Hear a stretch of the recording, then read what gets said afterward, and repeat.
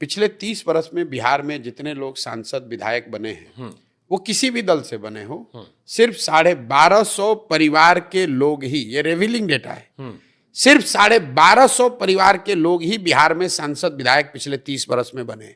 दल कोई भी रहा हो। आपको एक उदाहरण देता हूं।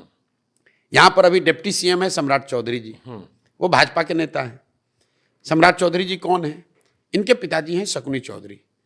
शकुनी चौधरी जी जब कांग्रेस का राज था तो उसमें विधायक और मंत्री थे।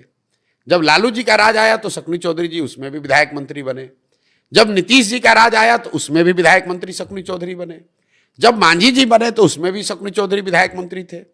और आज जब भाजपा को भी बनाना हुआ तो उसको भी कोई सामान्य कुशवाहा नहीं मिला, उसको शकुनी चौधरी का बेटा ही मिला। तो चंद परिवारों का राजनीति पर ऐसा कब्जा है कि उससे बाहर राजनीति जाती ही नहीं है।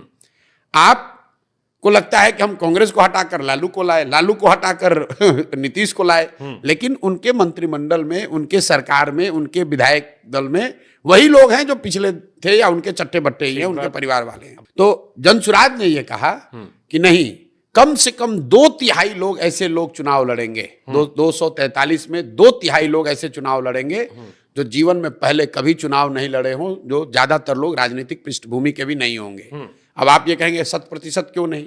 इस पर भी बड़ी लंबी चर्चा चली है कि भैया इन 1200 परिवार को तो आप बैन ही कर दो। हाँ। लोग ये कहते हैं जो उसमें आके, लेकिन जब सब बदल रहे तो ये भी बदल दो।